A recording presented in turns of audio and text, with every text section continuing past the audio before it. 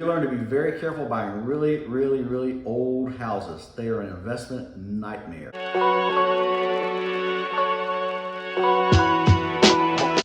What was your biggest real estate fail? Our biggest real estate investment fail, I have 2 or 3 of them. Old houses, really old houses. We bought the oldest house on Gadsden Street.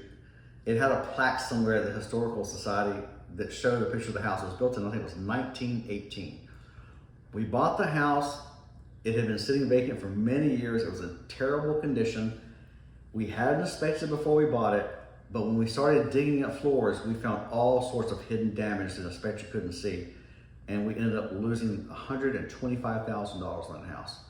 That's the biggest real estate loss I've ever experienced on a property is $125,000. And I have that one on Gadsden, and I have another one on South G Street here in Pensacola that we bought. It wasn't an old build, but the cost to rehab it were 6 figures above what we expected, and it didn't fetch the sales price we expected. So I had 2 worse investments where we lost like $125,000 on each property.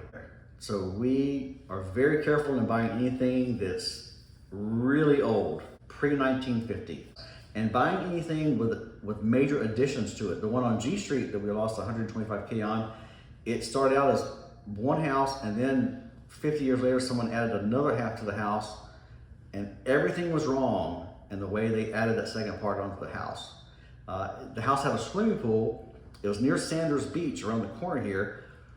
The pool was sinking in the ground, and it was so close to some type of ecological area that we had to get the EPA to give us a prescription on repairing the pool. If you're a tenant's the one that pays the power bill, right? So if you're a tenant out there, be very careful about renting an older house because the power bills are going to be higher almost every time. From an investor standpoint, it doesn't really matter to the landlord because the landlord's not paying the power bill. However, on the landlord side, and we've had these properties where we have had unusually exorbitant electricity bills and we couldn't fix the problem for whatever reason. We have sold those properties because of that. We had one house, the power bill was $300 to $400 a month. All the time, every tenant complained about it.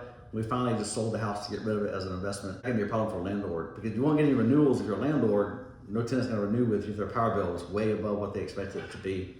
And if you're a tenant, I wouldn't rent anything really old. It would make me nervous for utility costs.